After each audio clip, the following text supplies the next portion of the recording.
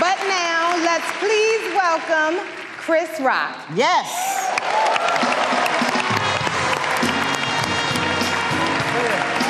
Oh! Wow, what a night, everybody. Javier Bardem and his wife are both nominated. So I punched her in the face. Now she got her reason.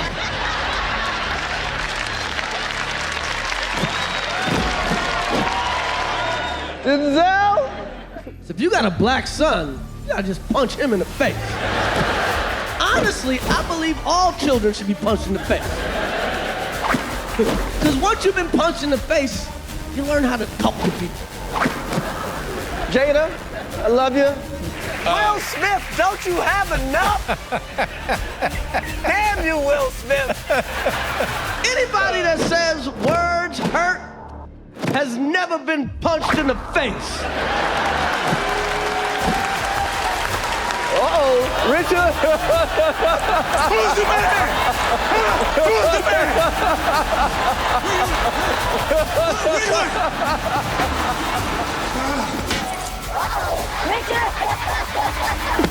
Oh, wow. Wow. Will Smith just smacked the shit out of me. Welcome to Earth. Wow, dude.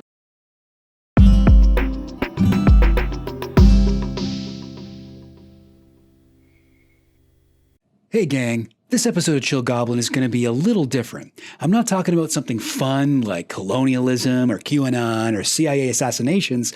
I'm talking about the most serious topic there is, comedy. So I apologize in advance if there's not as many jokes in this one. Also, just to be clear, I wrote and filmed most of this video in March and April of 2023. I decided to put it on a hold though, because I'm talking a lot about a Netflix property, and that was one of the Struck studios, so I didn't want to promote anything from them. I mentioned this for two reasons. One, to brag about how good I am at solidarity. You're welcome. I'm good. Yeah, I got solidarity with unions. No big deal. Come on, Hollywood, let me in. And two, because I know it would probably seem preposterous if it was December 2023 I decided, you know what the world needs right now? A 95-minute video about the Will Smith Oscar slap and the Chris Rock stand-up special that addresses it. It's time.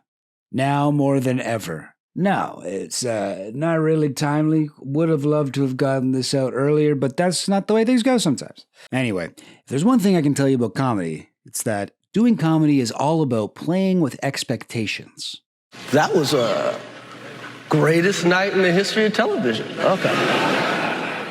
Doing comedy is all about playing with expectations. Doing comedy is all about playing with expectations. Doing comedy is all about standing in front of a paying audience mumbling, so anyway, what else is funny? Into your phone. But then also, after that, it is about playing with expectations somewhat. I watch the Oscars live every year because I'm a huge loser. I have certain expectations of this viewing experience. There'll be a lot of cheesy, obvious jokes, a few speeches that go too long, and if we've all been very good all year, we might catch a glimpse of Quentin Tarantino's Cocaine Wizard.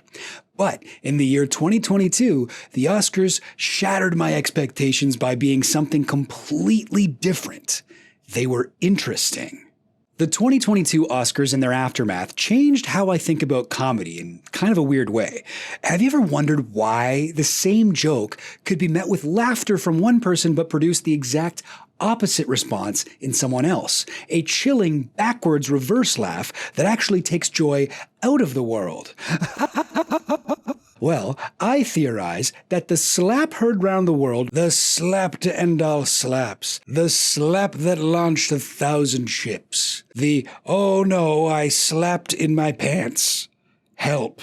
Anyway, that slap may hold the key to understanding all of this through a concept I'll be referring to as the eternal setup. Little bit about me. I love overanalyzing jokes. Individual jokes almost never receive a lot of serious deconstruction. You can enjoy jokes and even devote your life to making the best jokes possible without ever really studying theories of humor or dissecting what a joke even is or caring about any of that. But every once in a generation, a joke is high profile enough that everybody wants it examined at a closer level. Chris Rock's Oscars joke gifted us with one of those. In the hours and weeks following the slap, I was struck by the very different responses I was seeing online. There were definitely some great memes and jokes, but many people took it very seriously, whether as an assault on comedy itself or as Will Smith bravely defending his woman as all men should do. Maybe they wouldn't say it like that. That sounds a little bit sexist. Anyway, whatever. Putting my cards on the table, my maybe unpopular take on the slap is that more than anything else, it was just really, really funny and honestly not that big of a deal. Will Smith jumped on stage at the Oscars and slapped Chris Rock in the face. Please, say that sentence out loud and then try to act like it's a serious matter. Will Smith slapped Chris Rock in the face. Somebody needs to tell the president about this. I imagine there are a ton of people watching who really don't see anything funny about that, and that is completely okay. I'm not going to try and convince you that you're wrong because you aren't. And I'll get into that a little bit later. First, let's talk about what jokes are shaped like. What? What did I mean by that? Jokes don't have a shape. They're just words. Wrong. They do have shapes. So what's funny?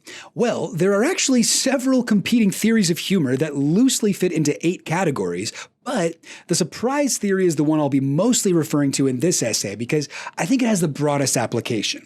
Aristotle once said, "The secret to humor is surprise." But what did that old Greek guy know, huh? Poetics wasn't funny at all. What a hack. Well, a much more reputable person, Gene Parrott, who was Bob Hope's head writer, would outline the shape of a joke like this. A long line with a sharp turn right at the end. Basically, a joke will lead your brain down a carefully constructed garden path and make you think you know exactly where it's going, and until at the last second, it reveals something that changes the entire garden.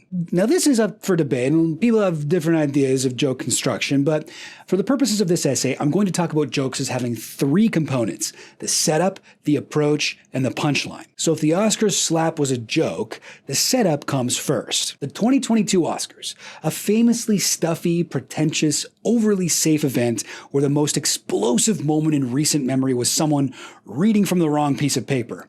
In the front row, Will Smith, beloved mega celebrity with a reputation for being safe and kind. Also, he's a Scientologist, I think, or something. I don't know, which is fine. On stage, Chris Rock, revered comedian and only slightly less famous mega celebrity. Now hold that thought in your mind for a second. Let me tell you a joke. 2 fish are in a tank. One says, "You know how to drive this thing?" Oh! All right. Let's take a second to collect ourselves. That's very funny. First of all, fish can't talk. Also, you thought I was talking about a fish tank, but then you realize at the very end, I was talking about a military tank the entire time. You had no idea. Come on now. Oh, the fun we have. Okay, can someone tell these fish to stop tweeting that America is less free than Iran? Because they're tankies. Oh, we really love to have fun. Anyway, that is classic joke structure. So let's examine this in detail. We got the setup. 2 fish in a tank. Now that introduces the information you need and lulls you into a false sense of security that you know what's coming. Then we've got the approach. One says, this is the part of the joke that sets your expectations up to be subverted, but it does so in a way that you still aren't suspicious. Yes, the fish are talking to each other, but at this point, nobody should realize that things are amiss. The shape of the joke is ideally still on that straight line here. Finally, you got the punchline. How do you drive this thing? Where we're forced to rethink everything that led up to this moment, identify where we were wrong, and acknowledge how that recontextualizes reality. Now, the moment at the Oscars, though it wasn't concocted in some grizzled late-night talk show writer's room, fits that structure perfectly. Oh, I laughed that day, boy. Ooh, I gotta love. I love Chris, but goddamn, that shit was funny. Unfortunately, most people who weren't me or Marlon Wayans selected outrage. In a lot of cases, the point at which people really disagreed on this wasn't really the slap itself, but Chris Rock's joke that preceded it. Okay, so that's what a joke is. But why do things like this make us laugh? That's a surprisingly difficult question to answer. Personally, I really like this evolution-focused theory of humor from Inside Jokes by Daniel Dennett, Matthew M. Hurley, and Reginald B. Adams. We propose that Mother Nature, natural selection, has hit upon a trick to get our brains to do all the tedious debugging that they must do if they are to live dangerously with the unruly piles of discoveries and mistakes that we generate in our incessant heuristic search.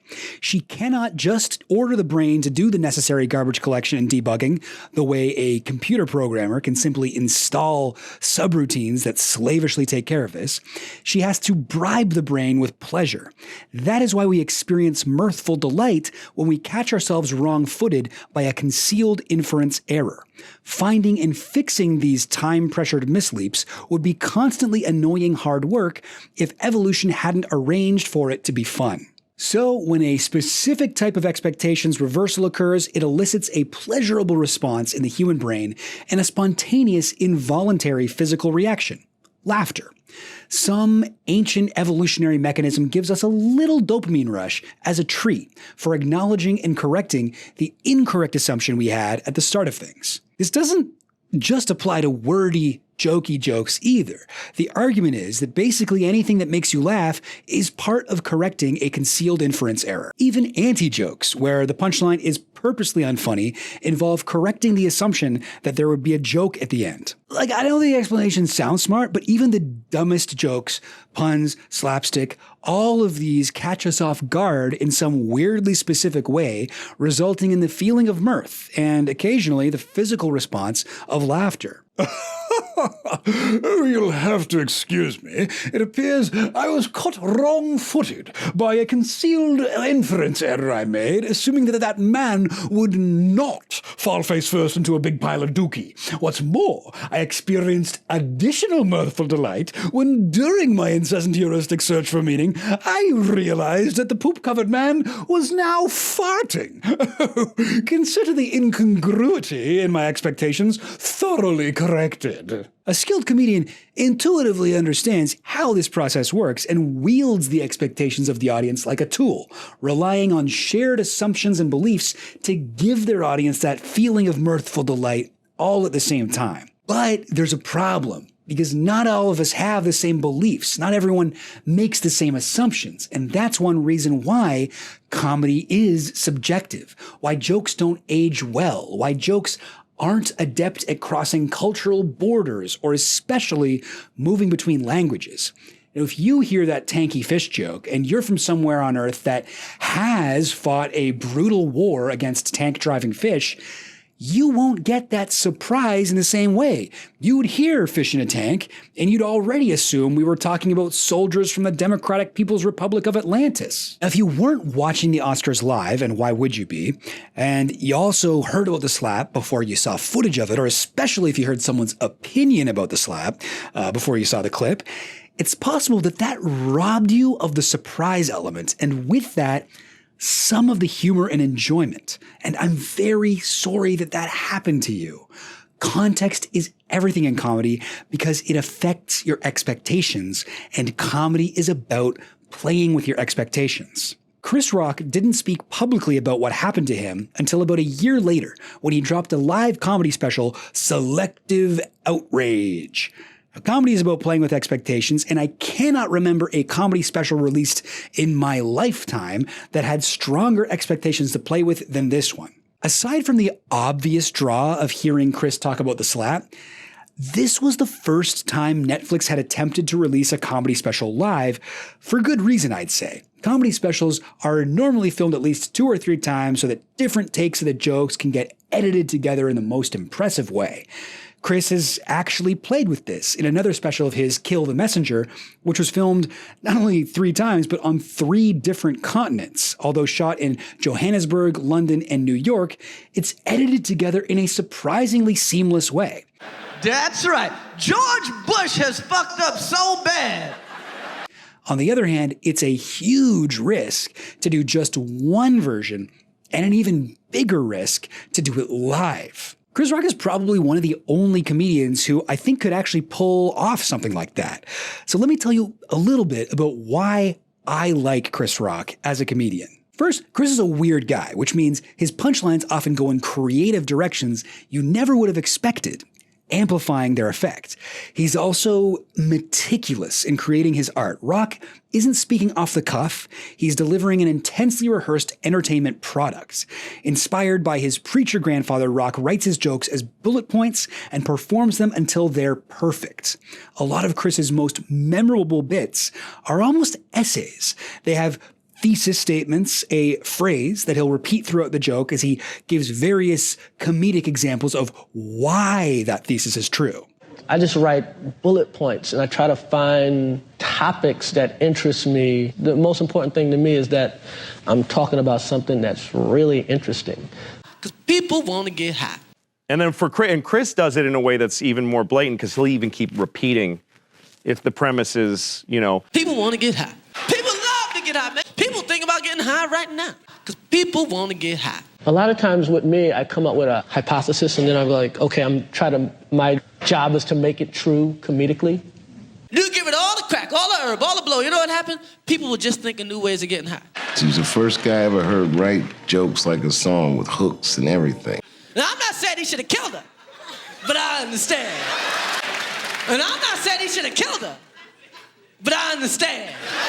I ain't saying he did it, but I understand. And when that shit hit the streets, I'd hear people saying his bars on the streets like he was Drake. In addition to being a good joke writer, Chris's delivery is also way above average. Chris knows how to make words sound funny, which is most important when you're delivering the punchline itself. So the Rock we're used to seeing in specials and sketches and movies has this unique, hilarious, and honestly, again, pretty weird delivery that you get the sense could make people laugh even if he was reading out the digits of pi. How the hell Marion Barry get his job back? I'm not gonna look at my watch. Ain't that the brother from Barney Miller? That's him. So now you gotta be their boyfriend and their psychiatrist. So it speaks to Chris's commitment to making the best jokes possible that when Chris is working out material, he doesn't talk like that. He'll show up unannounced at a comedy club. When people in the audience spot him, they start whispering to one another. As the waitstaff and other comedians find places to stand at the sides or back, the room quickly fills with anticipation. Comedy is about expectations, and when the word gets around the club that Chris Rock is there, people expect an incredible show, tightly written and performed, because that's what we see on his specials. But that's not what they're going to get. For these workout shows, Chris Rock usually starts his set with his catchphrase. Please lower your expectations. It's not gonna be that good. Lower your expectations. So this catchphrase is unusual in that he says it all the time, but you've probably never heard it before because he doesn't include it in his specials. You can't buy t-shirts with it on it. It's not a recognized part of his persona. It's not like Get Her Done or Hamburger or whatever. Chris knows the expectations are high for his hyper-polished and rehearsed comedy specials, but when he's working out that material, he actually doesn't give his audience what they expect. When he drops in on a show to try out new ideas, he won't launch into the familiar performance mode, where he uses animated body language, pitchy and sassy vocal intonations, and erupting facial expressions. Instead, he will talk to the audience in an informal, conversational style with his notepad on a stool beside him. He watches the audience intently, noticing heads nodding, shifting body language, or attentive pauses, all clues as to where good ideas might reside. In sets that run around 45 minutes, most of the jokes fall flat.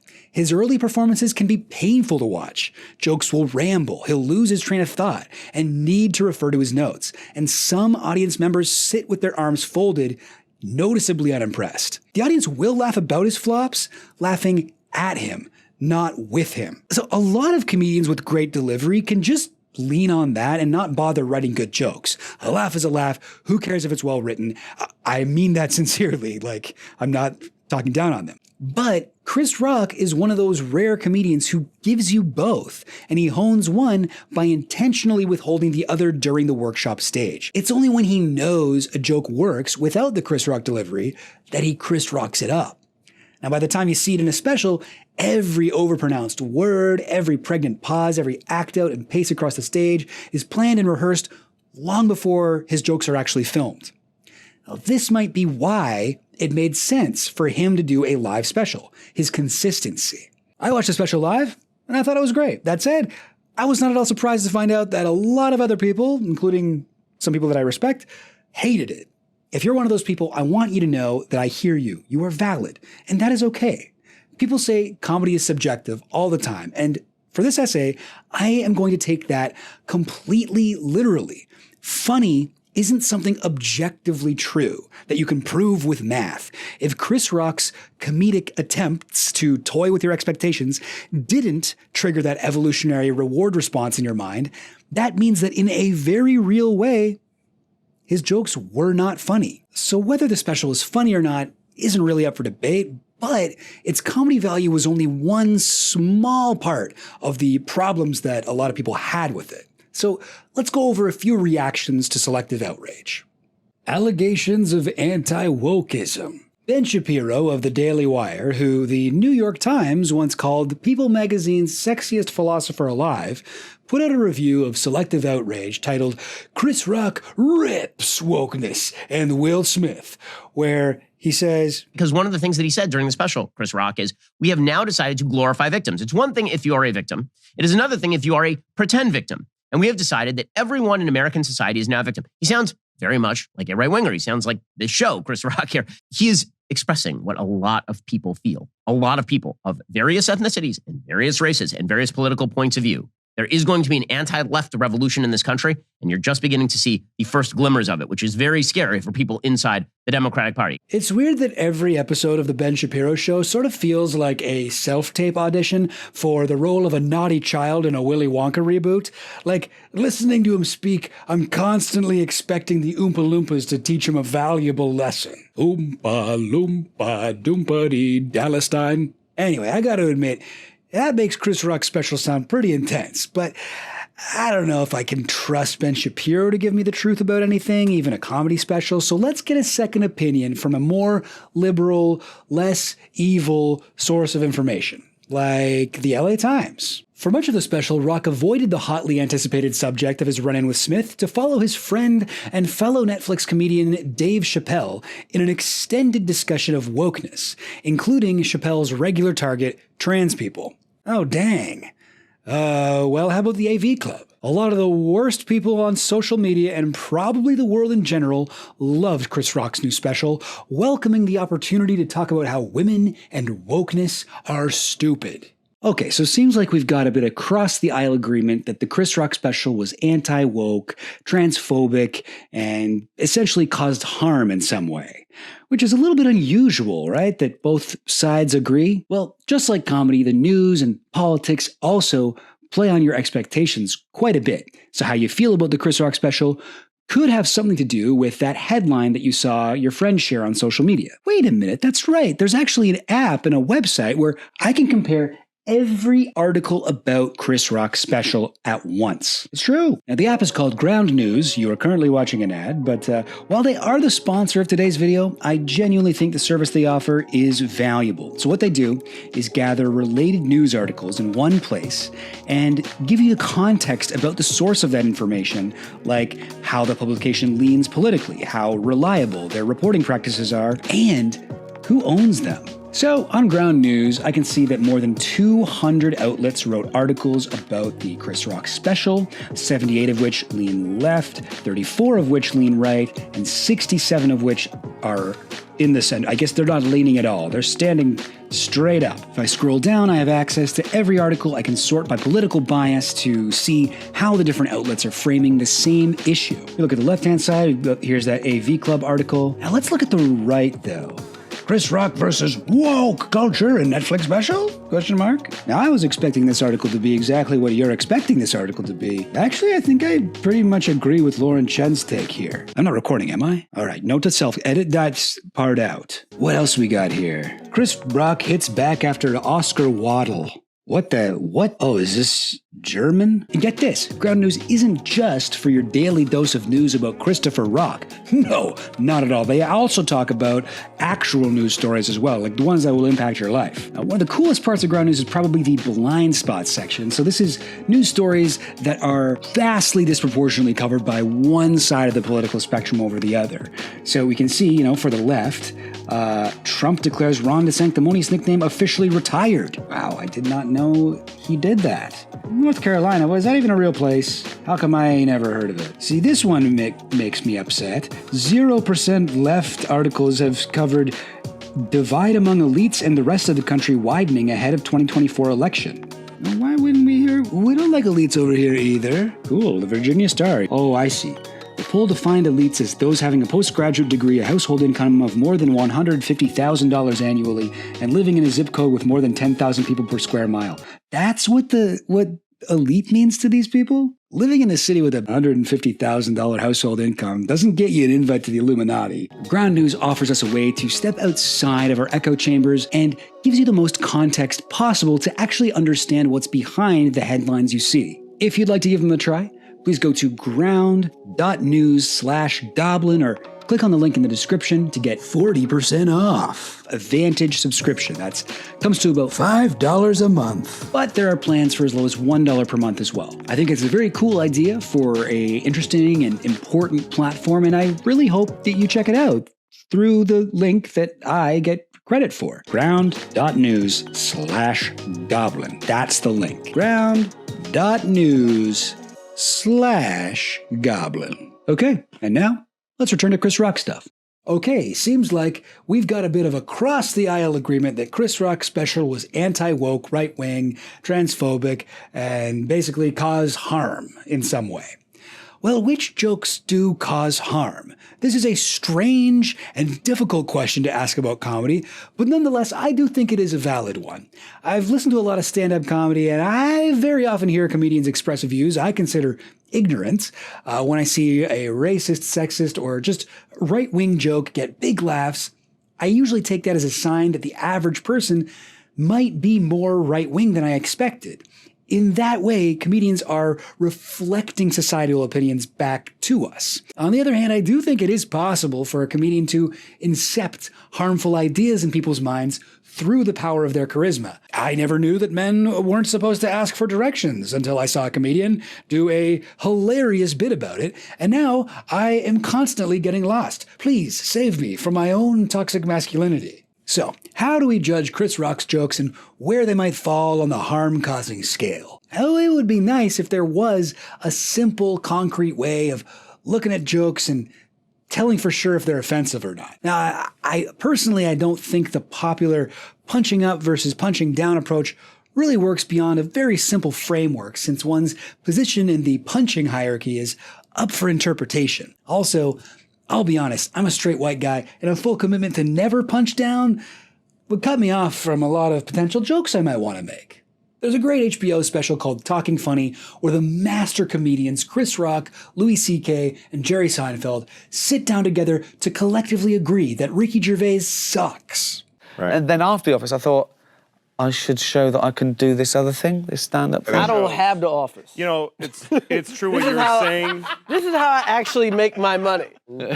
Actually telling jokes. So, ladies and gentlemen, I am not here on the side. I really don't want to be judged. Well, then you're in the wrong business I never wanted to What be do you mean, though? Why? But in between telling Ricky Gervais to his face that he's bad at his job, Chris Rock said something about his approach to comedy that stuck with me.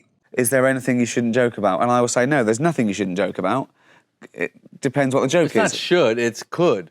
I always say talk about what they do, not what they are. People do some crazy shit, you talk about the crazy shit. But if you think they are some, you know what I mean? Right. I don't know about all. It's a little harder. Yeah, of course, of course. I mean? Don't make fun of what people are, make fun of what they do. I much prefer this method to the punch-up, punch-down thing. It's a really good way to approach joke writing without being a bully.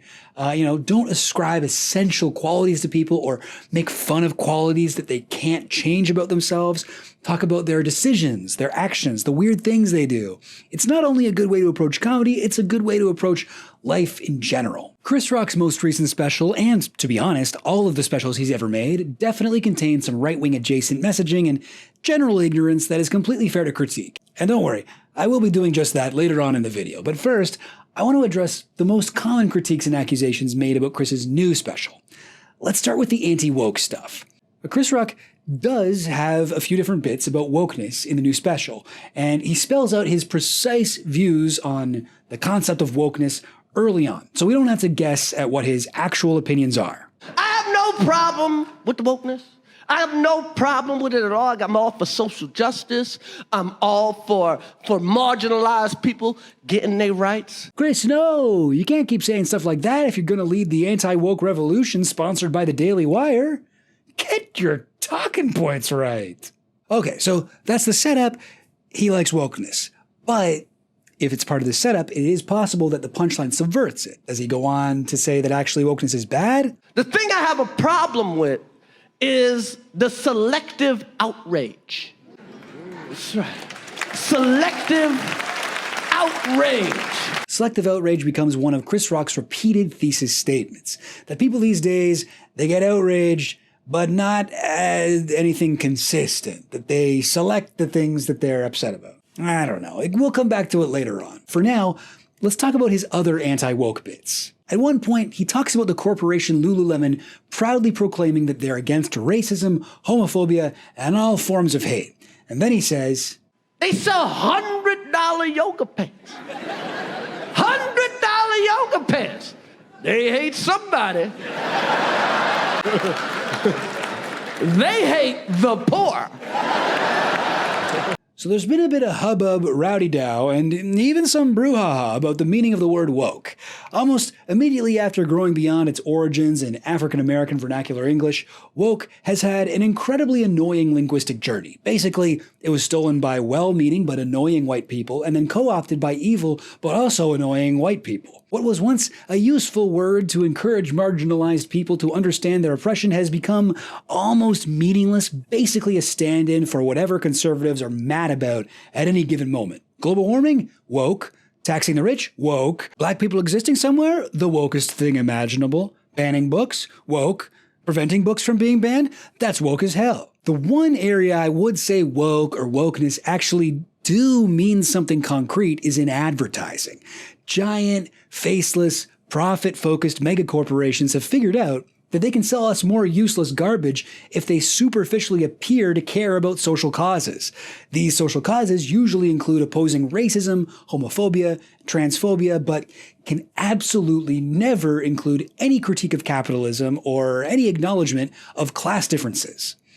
A lot of commercials are like, women are human beings. We are all one race, the human race. Furthermore, buy our crap. This is barely an exaggeration. Now, about Chris's Lululemon joke. Personally, I don't always need a comedian's jokes to conform to my personal political beliefs. I guess I'm just built different that way. That said, this is a leftist joke that I do agree with. This joke is only anti-woke in the way that everyone should be. Anti-corporations cynically employing progressive talking points in their advertising. This is not the joke of the man who's about to lead the anti-left revolution. This is a joke about gaining some class consciousness in a world that does everything it can to distract you from it. Another joke is about people who play the victim. It's part of a bit where he's talking about how social media has gotten people addicted to getting attention, which, that's an interesting point. Comment if you agree, and if you don't, comment anyway and tell me I'm a good little boy. Subscribe to my Patreon. I need the money. Chris lists 4 common ways people can get attention online, and then he says, right, and the number 4 easiest way to get attention is to be a victim. He was like, ooh, where he going with this? You feel that? There's tension in the air. It's palpable.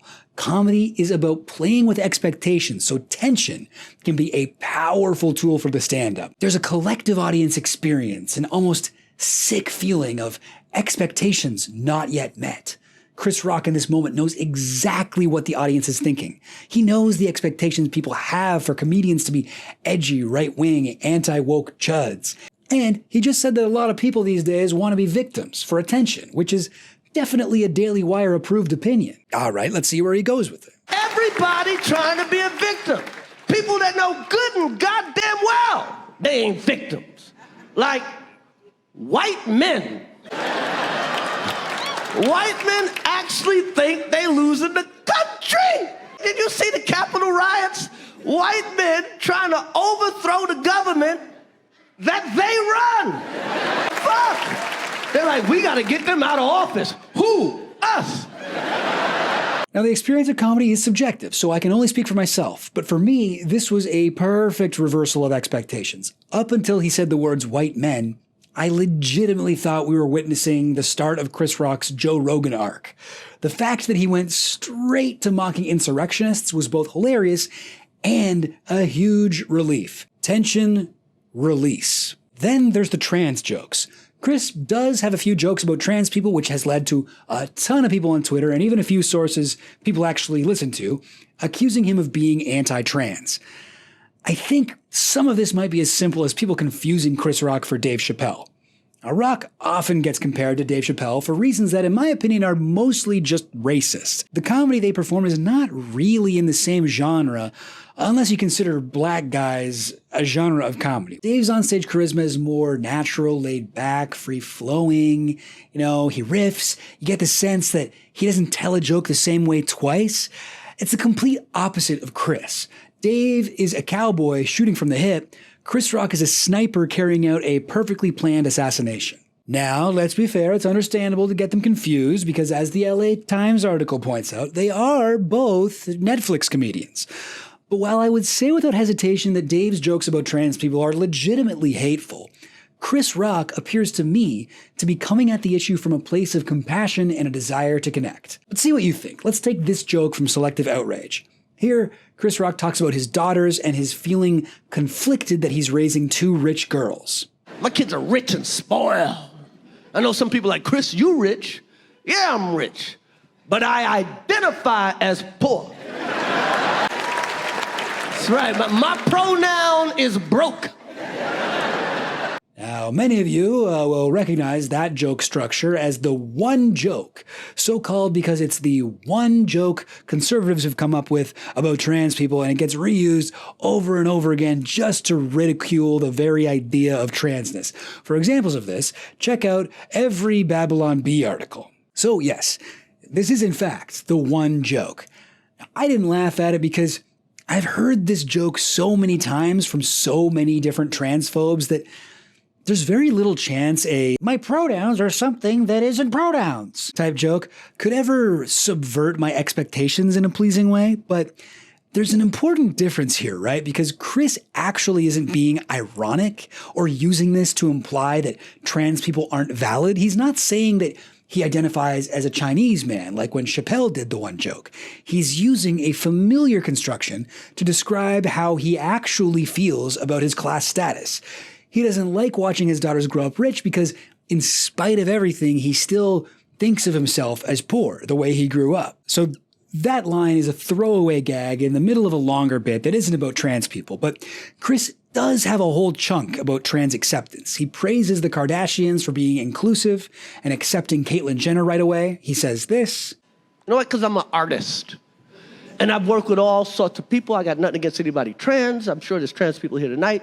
I got no beef with anybody. I'm to accept everyone, right? At the same time, he contrasts his own family with the Kardashians and wonders how he and his brothers would react if their father transitioned. I would accept it because I'm an artist. And I would accept it immediately. Now, my brothers drive trucks, so their reaction might be a little different than mine. He knows that he would be okay with it right away, but he worries that his brother would probably have an issue with it at first. Rock tries to imagine what he would say if his brother was being transphobic. Hey, nigga! She's your daddy!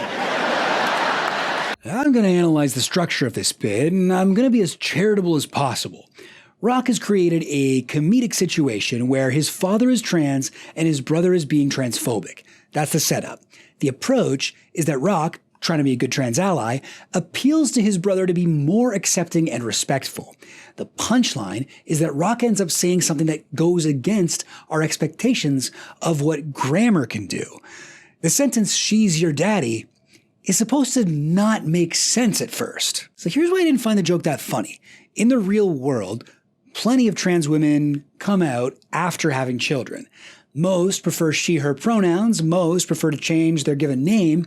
It's also very common, but not universal, for trans women with children to still prefer to be called dad or daddy even after transitioning, including Caitlyn Jenner. It's obviously a complicated situation and everyone has their own preference, but Chris's fantastical joke is actually mundane reality for a lot of people. It doesn't subvert my expectations as much as it makes me think, yeah, that might be what you'd say in that situation. With that in mind, I think it's fair to wonder if the unusual grammar is the expected punchline of the joke after all.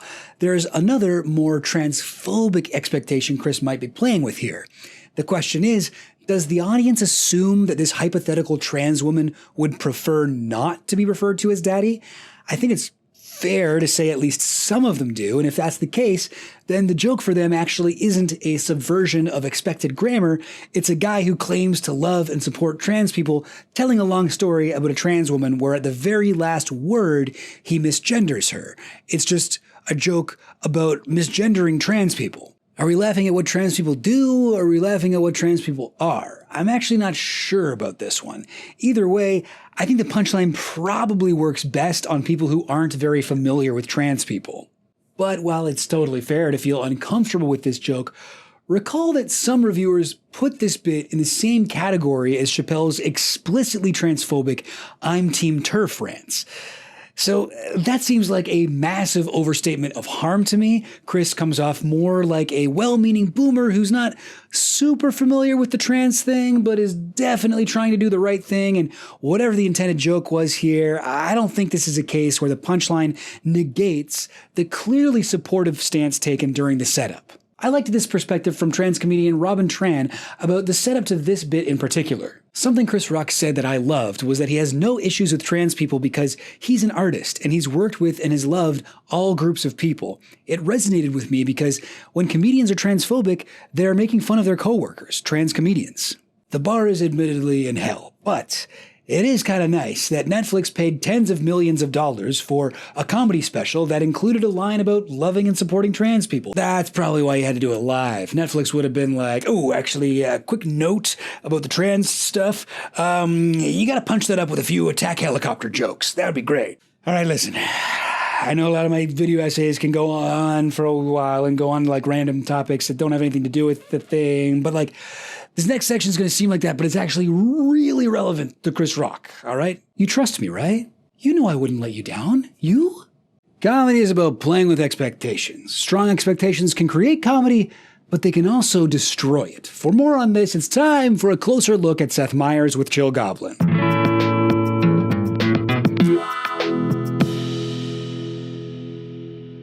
Here's a couple expectations for you. We all know the conservatives can't be funny, but at the same time, it almost goes without saying that the left can't meme. But how can both of those things be true? Are there just no funny people? Does comedy in general just suck? Well, yes. If you're new around here, let me assure you, it is the official position of the Chill Goblin YouTube channel that Donald Trump is both orange and bad. But I have to admit, he's also extremely hilarious, and a lot of the time, it's on purpose. Late-night talk show host Seth Meyers loves to dissect funny clips of Trump speaking. Often an entire closer look segment will center on Seth's responses to clips from just one campaign speech or rally Trump gave that week. Seth Meyers will ridicule Trump for slipping up his words or pronouncing things wrong or rambling nonsensically. He'll show Trump saying something and then he'll add his own comedic spin onto what we just saw. This is all good. And it's what a late-night host should do. But I've noticed that occasionally something weird happens. Sometimes Seth Meyers responds to a clip where Trump is very obviously making a joke, but Meyers doesn't appear to understand that Trump is being funny on purpose.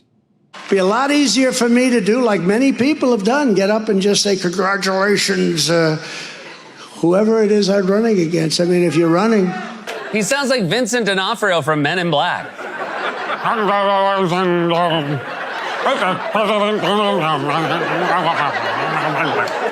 I just close my eyes. Bing, bing, boom, blam. Perfect. That sounds so familiar. Oh, God, no. Bing, bing, bong, bong, bing, bing, bing. We're all being sucked back into the year 2016. Bing, bing, bong, bong, bing, bing, bing. My administration has accomplished more than almost any administration. So true.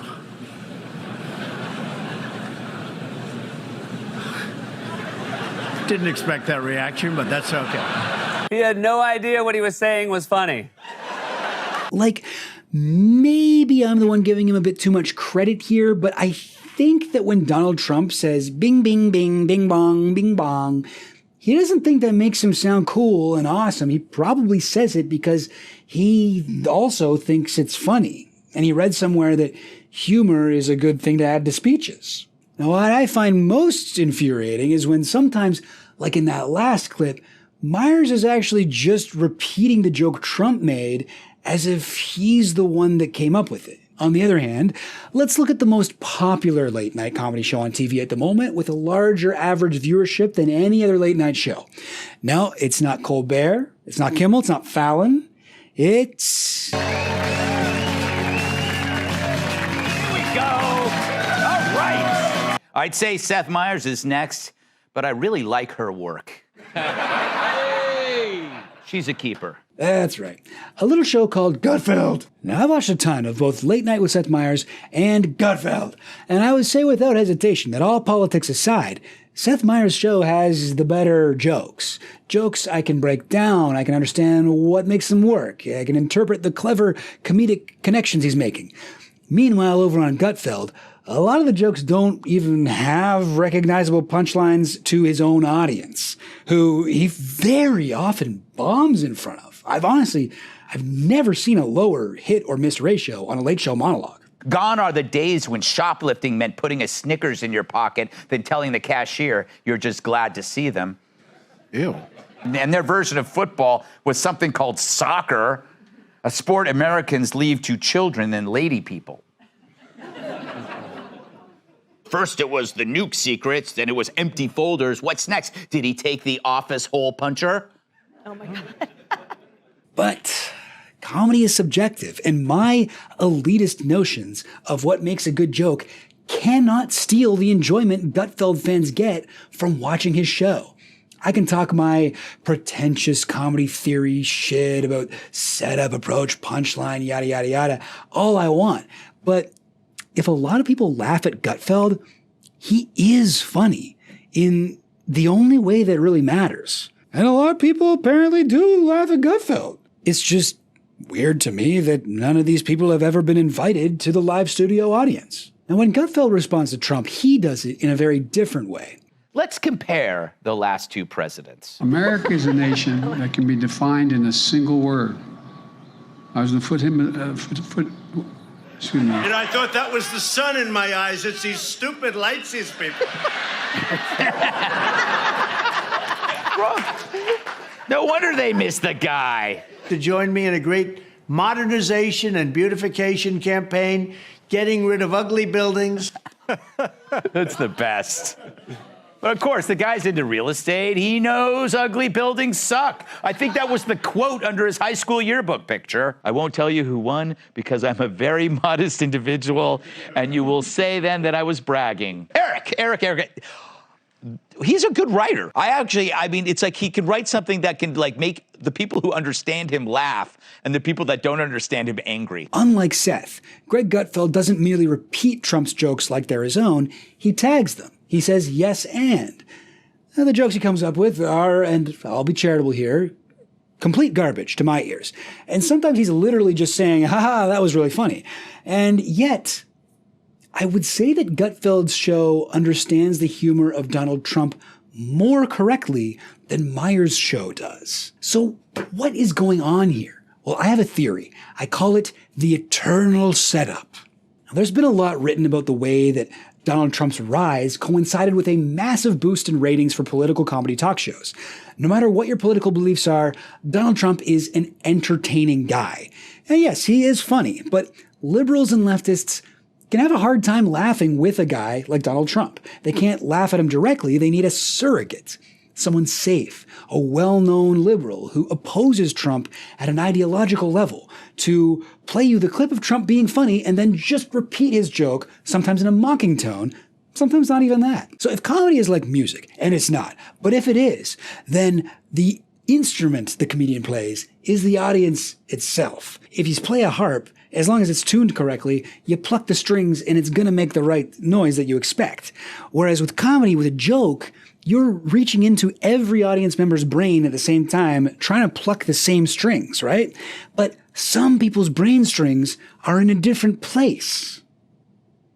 Does that make sense? I don't know. Okay, let me try it like this. I'm about to make a point that would probably go down best if you took about 3 grams of lemon tech mushrooms as soon as this video started, and they're just kicking in right now. If you didn't do that, that's fine, but at least you know what's expected of you for next time. So, jokes don't exist in a vacuum. They're an inextricable component of the full context they're told in. And when you're telling a joke, the setup doesn't just include the information you give your audience. The actual setup doesn't even begin at the same time the joke does. The eternal setup to a joke includes an audience member's entire life, their experiences, their beliefs. You will literally get pieces of the setup today to a joke you aren't going to hear for another 12 years. The eternal setup also includes everything the audience believes about the joke teller, and every joke they've heard from the joke teller in the past. Thus, the person telling the joke is also an inseparable part of the setup, because what you know or believe about that person will affect what you expect from them. And comedy is about expectations. It's very, very difficult to laugh at a joke from someone you hate. I don't want to hear about a couple of whimsical fish in a tank from Hitler. 2 fishes in a tank. They invade Poland for Lebensraum. I mean, that was kind of funny. It'd probably be better if I worked on my Hitler impression more, but I don't know, I got thin walls and I don't want my neighbors to think I'm evil. All this is to say, when people who hate Donald Trump can only laugh at his jokes when they come from the mouth of Seth Meyers, that actually doesn't make them hypocrites. A joke of any quality literally does become less funny when it's told by the guy who did the Muslim ban. That's the eternal setup. You have to be extremely, supernaturally funny to get any laugh from the people who hate you. And to his credit, Donald Trump sometimes actually gets there. You know how easy, remember I used to tell how easy it is to be presidential? Because I could stand out, right?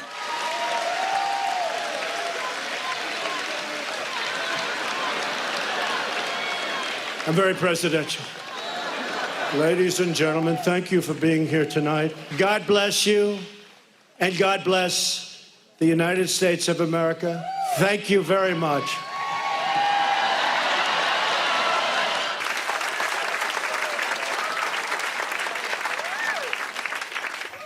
He's pretty funny sometimes.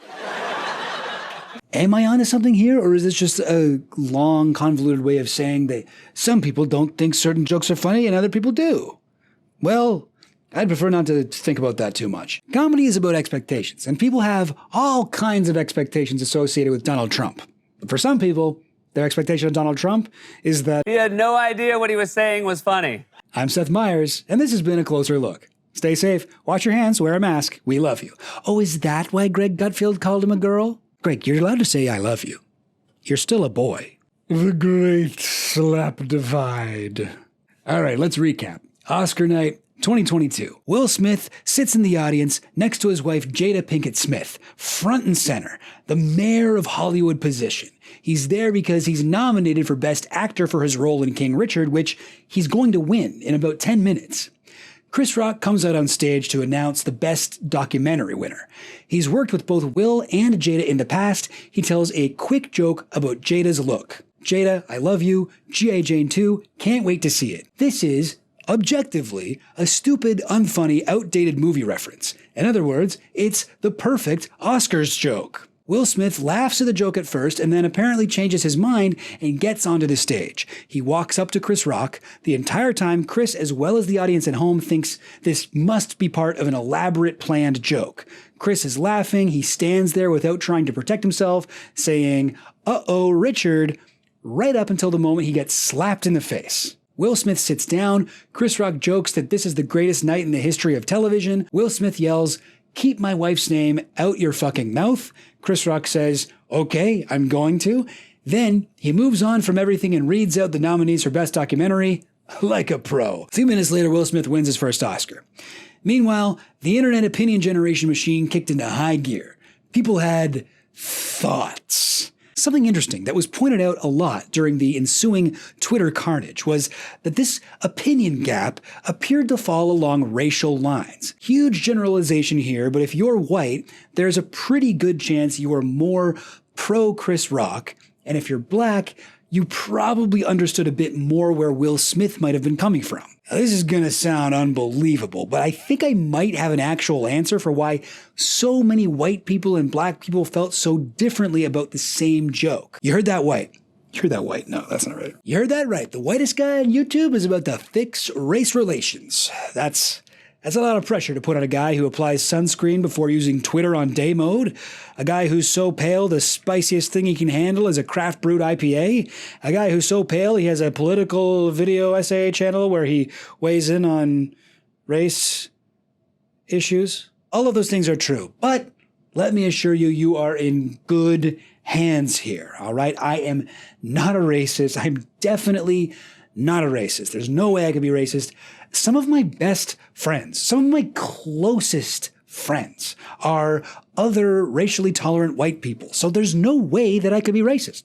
Okay, so why did this happen? Well, it has everything to do with expectations because, say it with me, comedy is about playing with expectations. Expectations can make a joke work or they can destroy it.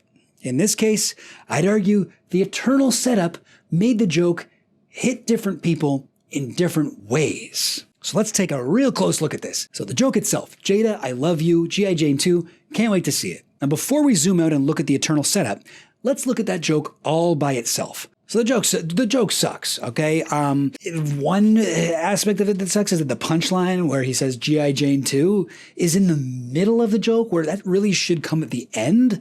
Another problem, G.I. Jane, old movie. It's like 30 years old at this point. Pick a more modern bald person. Jada, I love you. Can't wait to see you as the star of the Joe Rogan biopic. I don't know. No, that wouldn't have gone over either. It's definitely not funny, but it also doesn't seem offensive at all, right? Now, this is what a lot of white people, including myself, were confused by. The idea that this joke was not just shitty, but horrible, that it crossed the line into misogynoir, that it was an unacceptable insult to Jada. My logic at the time was basically, okay, Demi Moore, who played G.I. Jane, is a beautiful woman. She looked good in G.I. Jane. Jada Pinkett Smith is a beautiful woman. She looked good at the Oscars. They were both bald. That's the connection. What part of this exactly crosses a line? That was a nice one. Okay. Well, just like Donald Trump, Chris Rock doesn't have the privilege of telling his jokes in a vacuum. He has an entire public life and a huge body of work behind him stretching back decades. And so, the setup to the G.I. Jane joke, for some people, included an entire category of jokes that Chris has returned to in each one of his specials. Chris Rock and misogynoir. Make fun of what people do, not what they are. Keeping that bit of advice in mind, I'm not going to say Chris Rock is a misogynist. I'm going to talk about something that he has done repeatedly in every special he's ever put out: misogyny. Now, the topic of women has been an interest of Chris Rock's from before he started making specials. You back in like 1988 or something. We 1988, we're both on that show upstairs. Yeah, that's right. Saturday Night Live. You had a lot of insights about women. You taught me a lot. Right, because I couldn't get any. I was horrible. Then someone said, money! Really? So Chris Rock probably didn't get laid a lot before he became famous, which might explain a lot of the negative feelings he has about women. Women appear to fall into a blind spot for him, at least as far as his commitment to not making fun of what people are. While he's usually very good at critiquing the inaccurate ways people view race, sexuality, or class, when it comes to the topic of women, he's a completely different guy. In Kill the Messenger, Chris has a bit about how words have different meanings depending on the context in which the word is said. He outlines several social hierarchies, black versus white, fat versus thin, short versus tall, and how people on the upper end of those hierarchies have trouble understanding their position of power. But later in the special, he has this bit about women. Why is it so hard being a man? Because you got to deal with today's woman. Got to deal with today's woman. Today's woman's a hard one to deal with, boy. What the fuck do women want? Everything. Everything. That's right, man. Only women can get away with that answer, everything. Nobody else is allowed to say everything. When a man wants something, he goes, damn, I want that. I gotta figure out what I got to do to get that. When a woman wants something, she goes, damn, I want that. I gotta figure out who I could get to get me that. That's weird, right? Well, here's another example from Selective Outrage. They say men have all the power, but we don't. We don't have all the power. Women have the power. You got all the fucking power. So that's one of Rock's hypotheses, which he then makes comedically true with, I'll be honest, probably my favorite joke in the special. But the fact that this was presumably his starting position is interesting. Women have all the power. I think we can all agree that is a factually untrue statement. And remember, this is in the same special where he attacks white men for imagining that they've lost control of the country. You'd think it'd be difficult to hold both of these opinions in your head at the same time, and even to say them in the same special. Like, he must have at some point noticed he was kind of making himself a victim here. But I'm not a victim, baby. You will never see me on Oprah or Gayle. Now, it's kind of unreal to me that multiple times Chris Rock has planned out his set list for his special like, all right, I'll start with an astute analysis of the psychology of hierarchy and the reactionary tendency for those in the oppressor group to delude themselves into thinking they are the ones being oppressed. And then the bit about how we live in a gynocracy and women control everything. Ironically, you might say it's Chris himself who's practicing selective outrage here. He can clearly see the oppression of the poor, of black people or queer people. He isn't outraged on behalf of the white people who tried to overthrow the government. But wait a minute. Beautiful women sometimes get free drinks. This systemic injustice shall not stand. Sometimes Chris won't just complain about women in general, but about black women in particular. Chris talks a lot about women and a lot about black people, and occasionally there's a crossover event, Avengers style. But unlike the Marvel Cinematic Universe, this crossover event does not respect black women. Well, I guess it's not that different. There's a few examples of this throughout his career. The opening joke on his very first special is about how he's got to get a white woman now that he's rich. Successful black men.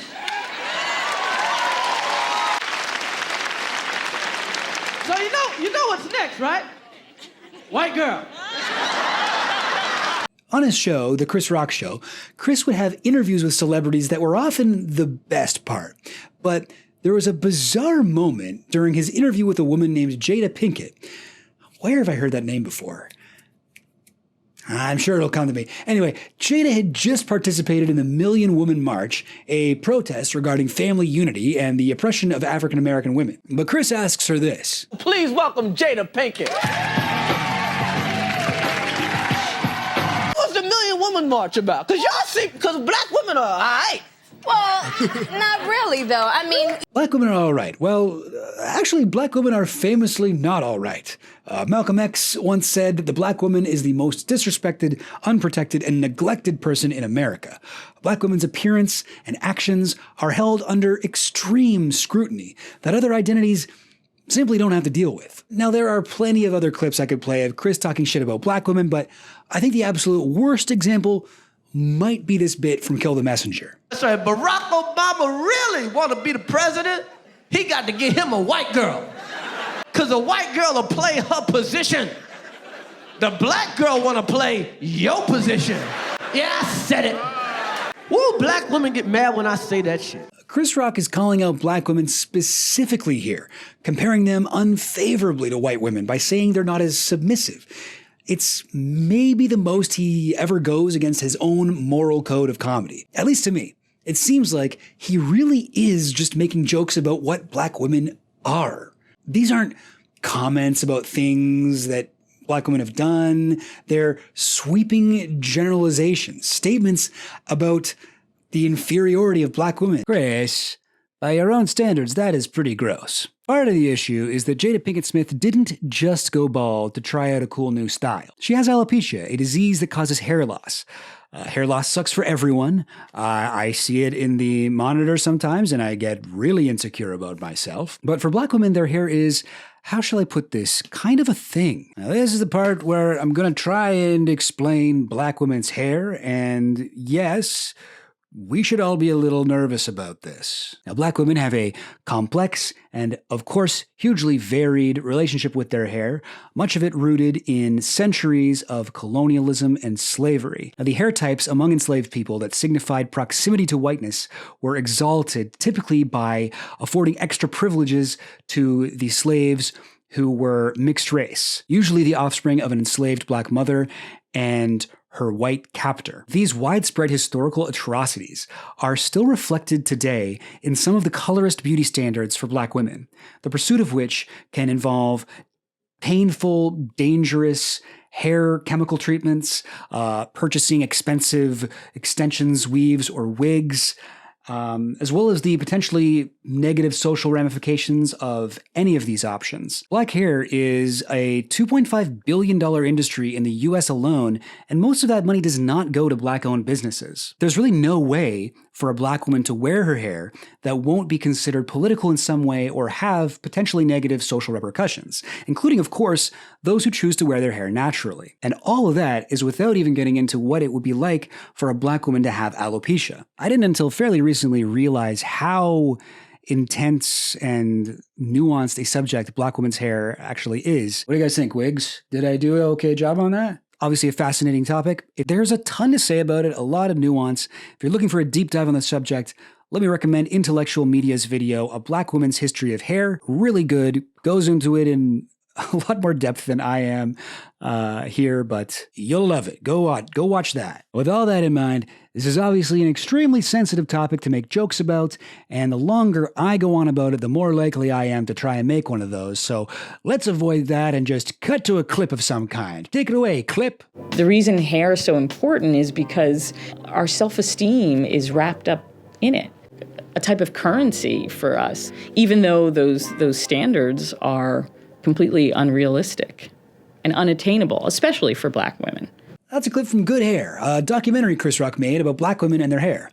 It was inspired by his young daughter asking him why her hair wasn't beautiful. Now, one of the interviews in the documentary was actually with Sheila Bridges, a black woman with alopecia, who said this about her decision not to cover up with a wig or hide her disease. I chose not to wear a wig for a number of reasons. And I never wanted to feel like I was hiding something. I wanted to deal with sort of accepting who you are and looking in the mirror and feeling as though you're beautiful and legitimate. Hair really is tied into sort of our self-worth. He and I talked, like I said, at great length about it and about how challenging it is to live with the condition. It is not in any way life-threatening, but it is life-altering in a very impactful way. Alopecia is something Jada can't change about herself. Chris claims he didn't know this about Jada, and I see no reason to disbelieve him. The baldness likely appeared to be a fashion statement. To put it another way, Chris thought he was making a joke about something she did, but he accidentally made a joke about something she is. With all this in mind, I think Jada's eye-rolling response to the joke in the moment is completely understandable. The joke itself already wasn't very funny, but bald jokes about a woman with alopecia aren't just unfunny, they're personal and cruel. Her eternal setup for that joke included way more information than mine or Chris Rock's, and that's going to change the shape of the joke a lot. Another person with a different eternal setup here, of course, is Will Smith. In his Instagram apology, Will explained his reaction to the joke like this. Jokes at my expense are a part of the job, but a joke about Jada's medical condition was too much for me to bear, and I reacted emotionally. I've seen all of Chris Rock's specials and most of the other stuff he's done. I was always aware they were sexist, but to be honest, when I watched him back in the day, I didn't really take in the misogynoir as much. I'm guessing that a lot of my fellow whites may have not made a note of that either. It wasn't until recently, when we were all getting into the discourse about the slap, that I realized that there have been black women pointing out Rock's misogynoir for a while now. For the people who were aware of this going in, a joke like G.I. Jane 2, Can't Wait to See It, is bound to get filtered through that aspect of their eternal setup, especially when it's combined with the alopecia stuff. Another thing I gotta mention is that jokes at the expense of black women are bigger than Chris Rock, obviously. Black women have been the subject of condescending humor for centuries from both outside the black community and within it. It's very rare for anyone to stand up in any way on behalf of black women when they're being targeted. So for anyone who was aware of that, Will Smith's slap would literally hit different. Is that too much of a pun? I don't know, whatever. In this circumstance, the black women are Seth Meyers. No, they're not. Never mind. Forget I said that. Sheila Bridges, do you have anything to add? I was disappointed in Chris Rock, but I was also disappointed in Will Smith. It just helped reinforce stereotypes about black people, that black women can be or should be disrespected in public. Will Smith reacts by playing back into the stereotype about black men, being violent. So I just feel like it was just bad behavior, all the way around. Okay, so I'm not really sure why in my original cut of this I spent so much time explaining why black women might feel the way they do and no time at all explaining why comedians felt the way that they do. I'm much more qualified to talk about the comedian thing. And also, I feel like I can actually explain it in a way that people haven't heard before. So let me try that. Now, look, I know a lot of the ways that comedians talk about their art form can feel somewhat condescending to civilians. For example, how they refer to non-comics as civilians. There's a weird sense of superiority that some comedians feel, no doubt about that. Of course, stand-up comedy is an art form, but I think in this case, we should think of being a stand-up comedian as just a job. It's a tough job, but it's a job. You get paid. There are workplace hazards. There are, things that can go wrong. There are things to keep in mind, but it's a job. So if you're still confused about how, why comedians might have felt personally offended that Will Smith was allowed to stay at the Oscars and accept this award and, didn't get thrown out, you should think of this as a workers' rights issue. And Will Smith isn't the guy who invented, physically attacking a performer he doesn't like. That happens all the time. That's happened to me before. Yeah, I've been doing stand-up comedy for a long time, and I am not good at it. That's what I like about YouTube is, I can say whatever I want, and nobody can throw a pint glass at me. Yeah, it's a little rough sometimes. And whenever these things happen, I sort of expect the bar or, wherever I'm performing, I expect somebody to throw the guy out. I don't expect him to be able to stick around and, order more drinks and, keep heckling. Like that feels very disrespectful to me and the other performer's safety. Being a comedian is a job. If Will Smith slaps a McDonald's cashier and then finishes his order and then goes, sits in the ball pit and eats it, for the next 2 hours, that would be odd, right? Do McDonald's even have ball pits anymore? I guess not. Not the ball pit I remember.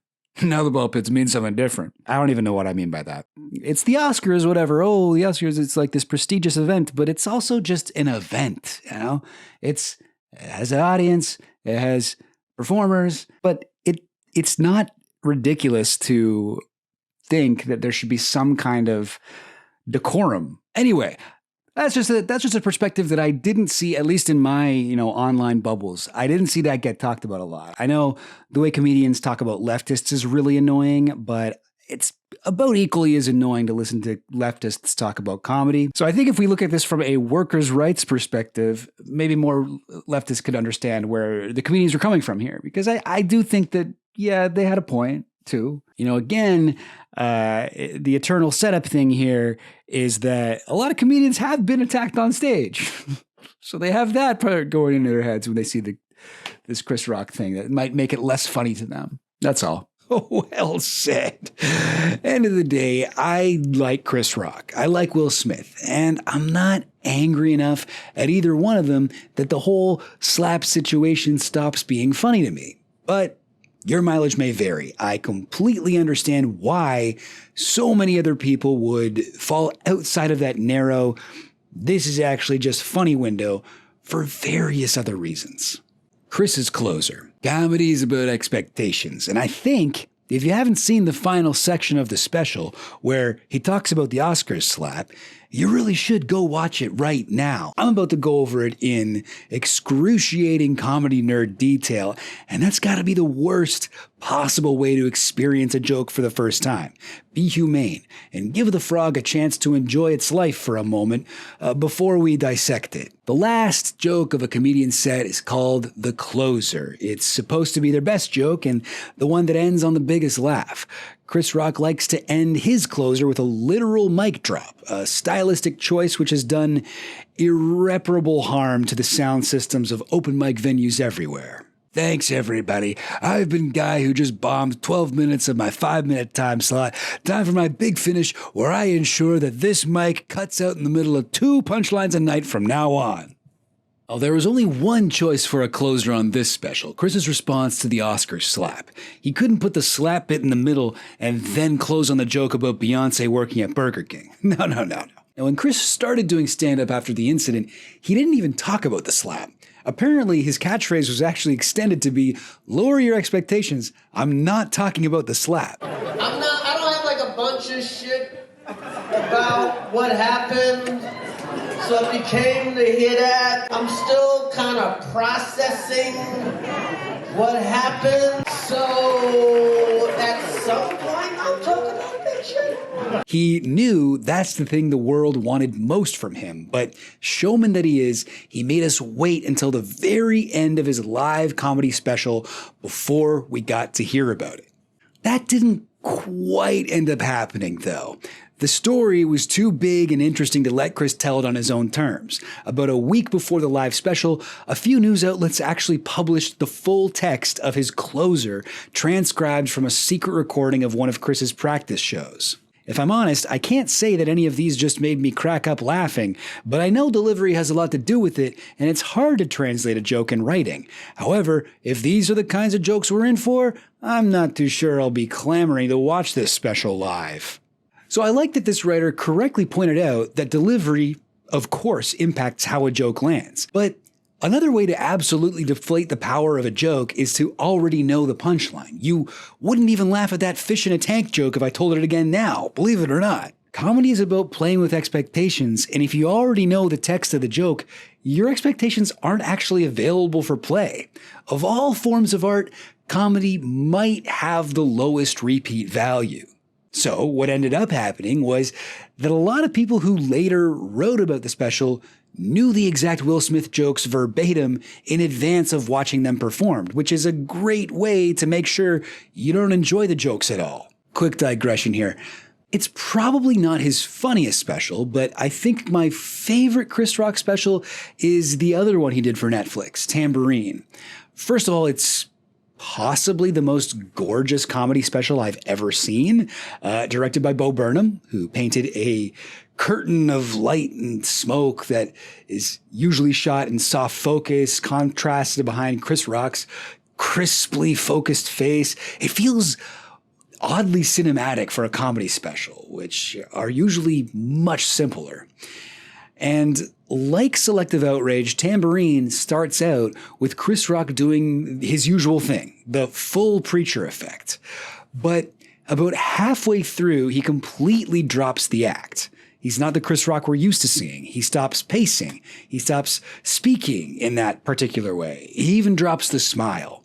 The audience, who's almost never taking a break from laughter the whole special, shuts the fuck up.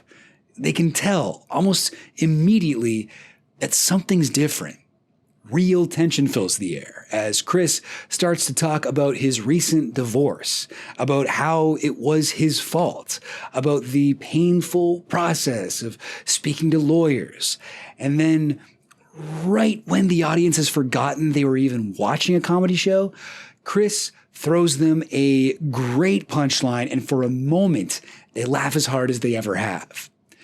The first and second halves of Tamborine feel like different chapters of the same work. It shows us a side of Chris Rock most of us had never seen before.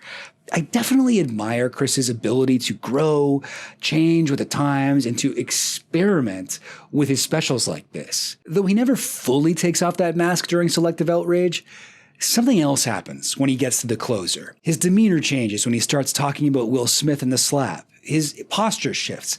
It looks like he stops having fun. So that typical Chris Rock stage persona hasn't been shut off at all. In fact, I'd say it actually gets shifted into a higher gear. Chris has spoken many times about how being bullied as a child made him the comedian he is today. Being funny was the best defense he had against bullies, and he later adjusted those defensive comic sensibilities to appeal to a mass audience. I was bused to school into a poor white neighborhood from the second grade. And it's weird. It's like it's the defining moment of my life. On one hand, it made me everything I am. On the other hand, it really screwed me up badly. Yes, I salute you all for kicking my ass. Thank you for calling me nigger. Thank you for spitting in my face. Thank you for kicking me down the stairs, because it's been a great ride, and I wouldn't have seen it without the hate of the white man.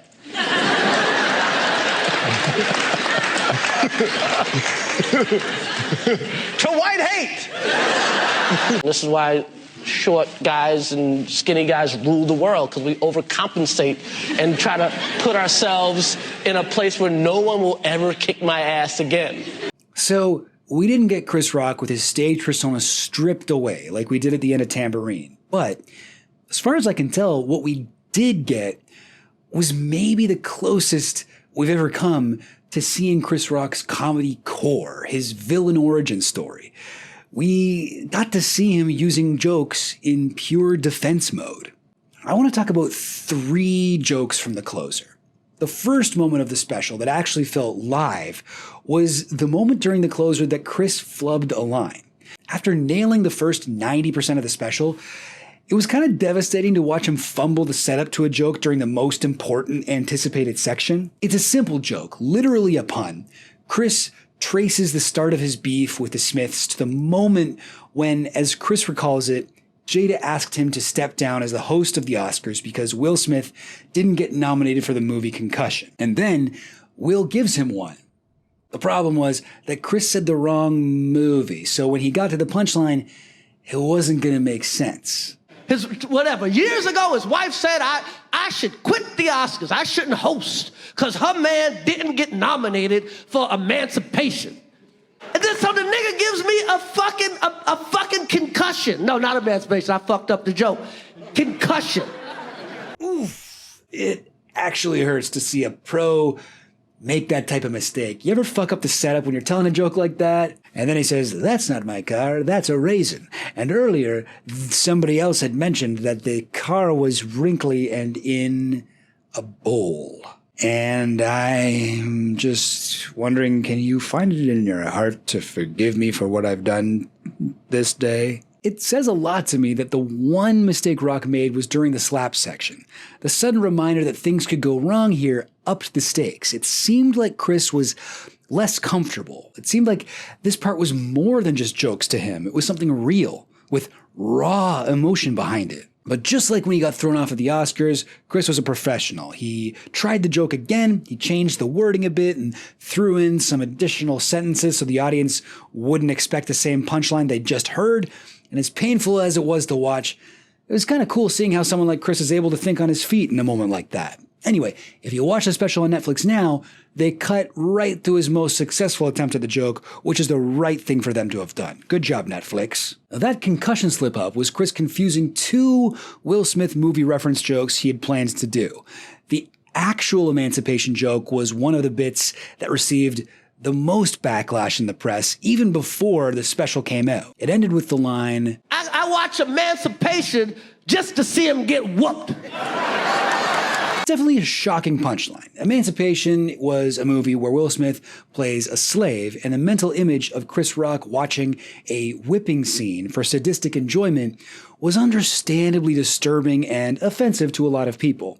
You are absolutely allowed to feel that slavery should be completely off limits as a comedy topic. At the very least, I think we can agree that slave jokes are pretty risky. I've been to enough open mics to figure that out. And the line, as it was reported, which Chris Rock absolutely did say, honestly sounds like something you'd hear verbatim from a racist white guy in the piss-smellingest bar basement midnight open mic you've ever been to. But most publications posted the punchline of the joke without including the context of the setup. It doesn't actually change the wording of the punchline, but I think it's definitely relevant to include. The emancipation line is preceded by an unusually long setup where Chris ramps up the tension to create the most abrupt possible expectation reversal. So Chris approaches the emancipation punchline by comparing how he used to feel about Will Smith versus how he feels now. During his setup, he compliments Will Smith repeatedly and openly, and in my opinion, genuinely. I love Will Smith. My whole life, I love this nigga. I saw him open up for Run DMC. I love this nigga. He made some great movies. I have rooted for Will Smith my whole life. So this is an exaggerated comedic juxtaposition, like a strong versus weak Doge meme. It's funny because of the vast difference between Chris's opinion of Will before and after the slap. My whole life I root for this motherfucker, okay? And now I watch Emancipation just to see him get whooped. And let me say, as intense as the punchline is, to me, it doesn't cancel out the nice things Chris said leading up to it. Both can be true at once.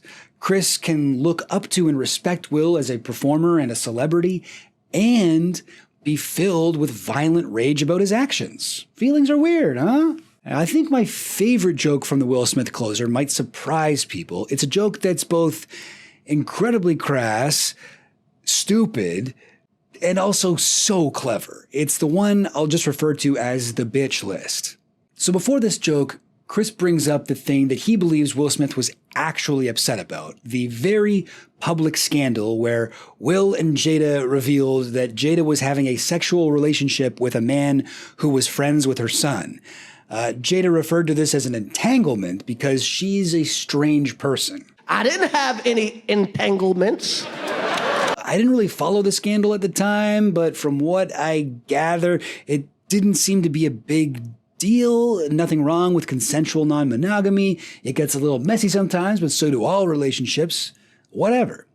Chris makes it clear that he doesn't have an issue with it either. He claims that he reached out to Will Smith to talk about it and offer him his condolences, but Will didn't want to talk to him. I tried to call the motherfucker and give him my condolences. He ain't pick up for me. But not everyone was as progressive and accepting of the Smiths' open marriage.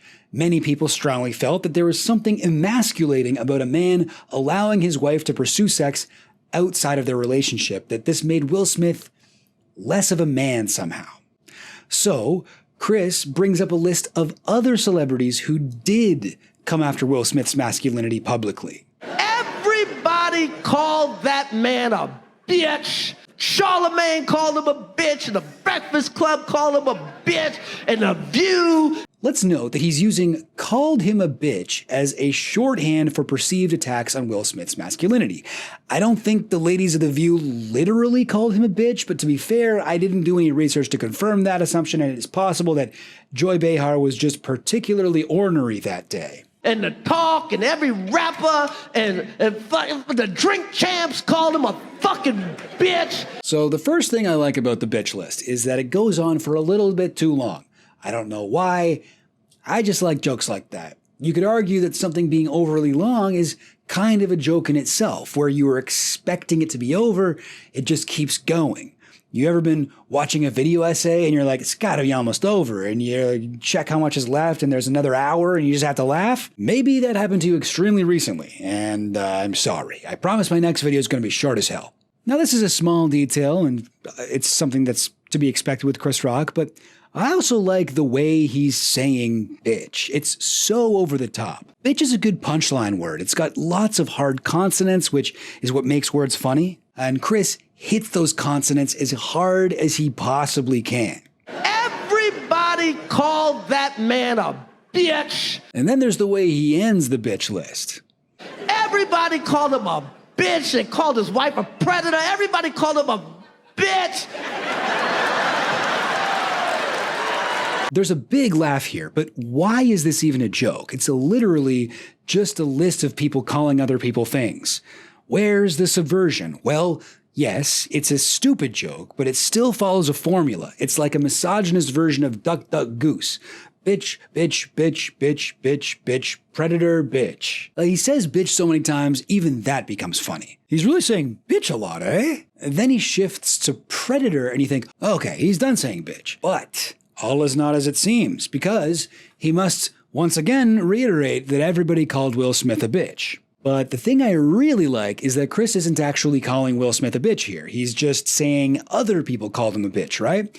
But the longer he does this, the more obvious it becomes that Chris is just really angry at Will Smith and would like to call him a bitch as many times as possible. I think it's one of the angriest moments of the set. Most of Chris' jokes about Will are pretty polished and rehearsed, and he gets to hide his true feelings behind an exaggerated stage persona. I think this is one moment where that mask slips a bit, and we get a peek at the real anger that propelled these jokes in the first place. There's a different part of your brain you use when you're reciting pre-written lines than you do when you're speaking off the cuff in the moment. It's hard to explain exactly, but you can kind of tell when a comedian switches back and forth between these two ways of speaking. See, what I was just doing was I was reading from my script, but now I'm talking off the top of my head. Seems different, right? It's like not really the same vibe. It's like I'm like a real person all of a sudden. I'm not like a robot reciting words. I'm free. I'm free. Don't make me go back to the script. Anyway, I get that sense from him here. It's not him dropping his persona like in Tamborine. His Chris Rockiness is on its highest setting. It's not like the concussion moment from earlier either, because the sloppiness doesn't break the joke. It actually helps it. Fucking Charlemagne and fucking the drink champs. I love a glimpse at the process like this. It's like seeing brush strokes in a painting. And this is the first punchline of 3 that come in rapid succession. But between this big laugh and the next one, the shift happens again. He switches from speaking genuinely back to reciting. Watch how different his energy is immediately after, when he then contrasts the list of people who called Will Smith a bitch with the person Will Smith decided to hit. And who's he hit? Me. A nigga he know he could beat. That is some bitch ass shit.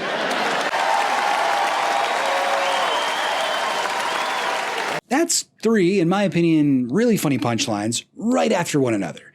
In stand-up, there's a technique referred to as tagging, where multiple punchlines share the same setup. But tags are typically just small additions to the original punchline, whereas these 3 actually build on each other. After reminding the audience who actually got hit, Chris finally allows himself to call Will Smith a bitch directly. It's designed to be satisfying because we all know he's been wanting to do that the entire time. All right, so Chris Rock is rich and famous, and it seems like despite its ups and downs, his life is probably pretty good. I'm doing a Netflix special tonight. I'm making a ton of money. I might lick somebody's ass tonight. And I truly hope he did.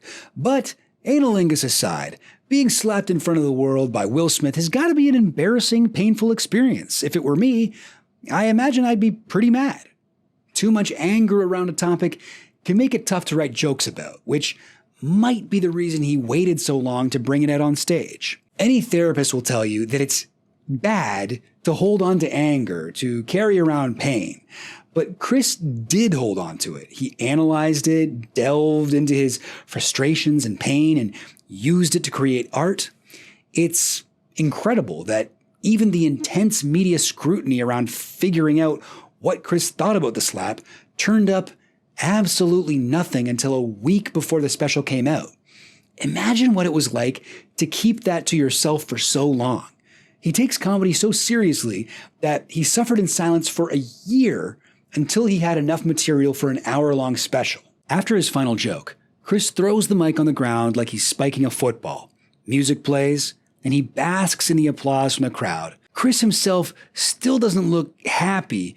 He still doesn't look like he's having fun. But I will say, I think he looks relieved.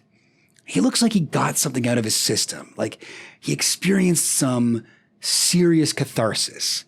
And seeing him receive that energy from the crowd, I'm reminded of all the times I've witnessed comedians having emotional breakdowns on stage, or the times stand-up comedy has been therapy for me, or just how beautiful the energy exchange between a comedian and their crowd can be. Now, again, I loved it, but a lot of people hated the Will Smith stuff.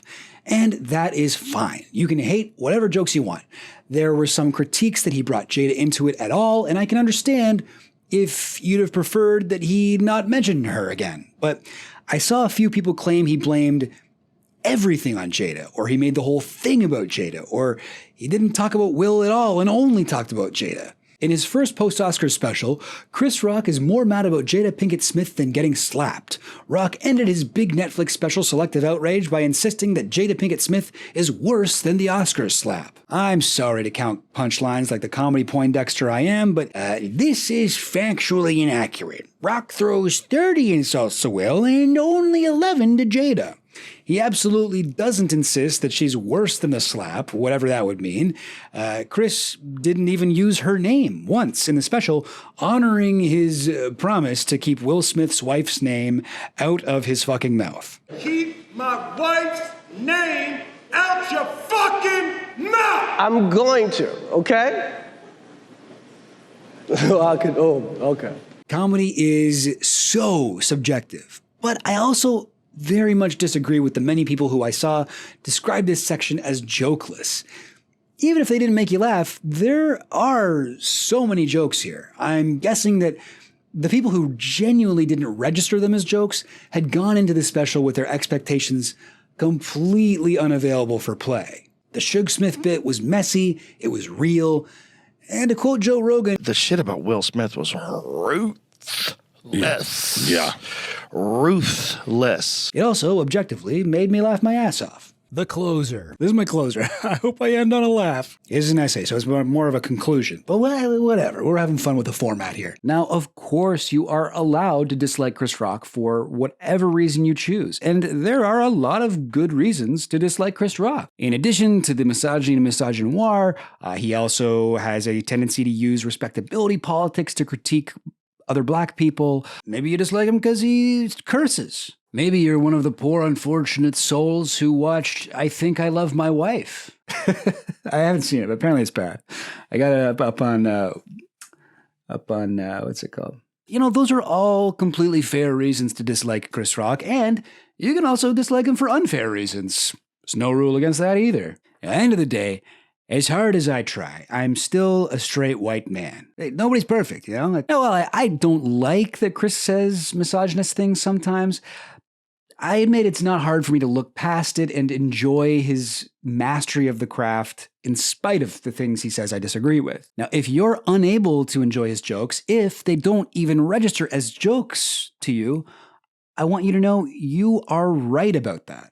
Now, Chris complains in this special that too many people are guilty of selective outrage. And I agree that the things that really piss people off are pretty inconsistent, but I think he missed the mark a little bit blaming this on people as individuals. I think that this outrage culture we have is a larger problem. Chris mentioned in that special that the internet has made people addicted to attention. True. He listed a few methods of getting attention, but one method that I'm sort of surprised he didn't bring up, one of the best ways to capture people's interest online, maybe the best way, is to get them really pissed off about something. Manufacture whatever outrage you can. It's a sad fact of human nature that you're just not as likely to get into a 250 tweet back and forth with a guy because he posts cute duckling pictures and you want to just share your appreciation for that.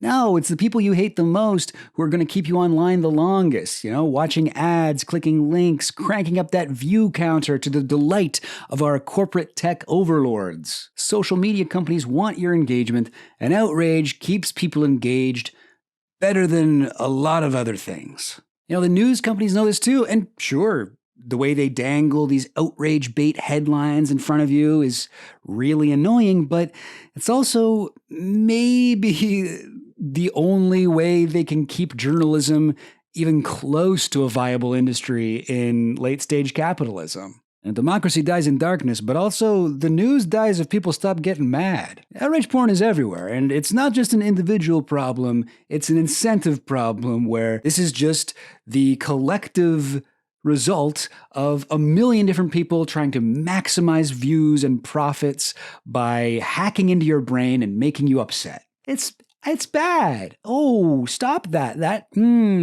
I saw a ton of examples of this in the internet's original reaction to the slap, and a ton more in the reaction to Chris Rock's special about it. My thing is, God, I love jokes. I love jokes. I just love jokes. And I love the way they sneak into your brain and they sort of do something to you that's beyond your control, right? And I think that's maybe what's so upsetting to people about the jokes is that it feels wrong. It feels like a violation to be made to laugh at something that you disagree with. And I think that there's a reason why a joke about a sensitive topic is much more likely to make people upset than a poem about a sensitive topic or, a dramatic film about a sensitive topic or I don't know, what are other art types than jokes? Hey, outrage is fun.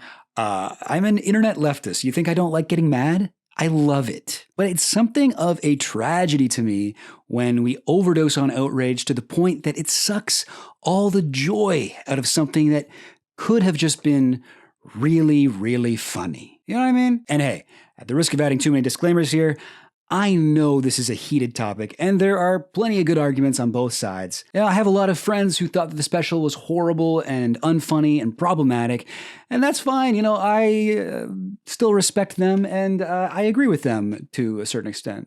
So I just want to say, whether you completely disagree with my take here or you think I was spot on, I urge you to leave an angry comment, give me a thumbs down, and most importantly, share this video in a community you think would hate it the most. It would be extra helpful if you could set them up to hate it even more by misrepresenting the arguments that I make here. That's really going to be the best way to help the Chill Goblin brand grow. Finally, I'd like to reiterate one last time that comedy is about playing with your genitals. No, that's not right.